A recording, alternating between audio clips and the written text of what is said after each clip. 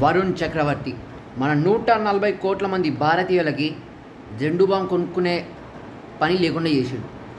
Because Travis Head is out to Varun Chakravarthy. What a catch by Shubman Gill. వీళ్ళిద్దరికి credit ఇవ్వాలి. In case head కనుక ఇంకొక 10-15 overs ఆడుంటే పరిస్థితి ఘోరంగా అయ్యేది. And Australia first innings report మనం చూసుకుంటే తర్వాత హెడ్ అయితే ఎప్పుడైతే అవుట్ అయిందో దాన్ని క్యారీ ఫార్వర్డ్ చేయడానికి స్టీవ్ స్మిత్ వచ్చింది. And Steve Smith was the top scorer of Australia.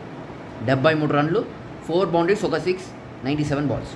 ఉన్నంతసేపు ఆస్ట్రేలియా ఇన్నింగ్స్ స్టడీ చేస్తూనే వచ్చిండ్రు. బట్ ఎక్కడ కూడా మన ఇండియన్ బౌలర్స్ ఆస్ట్రేలియా బ్యాటర్లకి ఏ మాత్రం యాక్సిలరేట్ చేసుకోవడానికి ఛాన్స్ ఇవ్వలే. అండ్ దాంతోపాటు క్యారీ కూడా మంచి హ్యాండ్ ఇచ్చిండు, మంచి హ్యాండ్ అనేది పోషించిండు. 61 కొట్టిండు అలెక్స్ క్యారీ. అండ్ రన్అట్ అయిపోయిండు అలెక్స్ క్యారీ. అది కూడా ఎవరికి అవుట్ అయ్యిండు? శ్రేయస్ అయ్యర్కి అవుట్ అయ్యిండు. What a throw by Shreyas Iyer.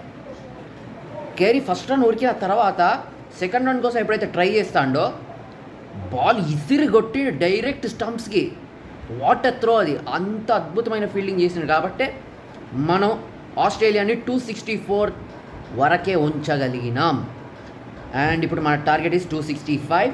All eyes on Rohit Sharma, Virat Kohli and rest of the Indian batters. And Virat Kohli, Rohit Sharma వీళ్ళ దగ్గర నుంచి ఒక మంచి పార్ట్నర్షిప్ వస్తే చూడాలనిపిస్తుంది. మీరేమనుకుంటారో కామెంట్స్లో పెట్టుడు మర్చిపోతుంది.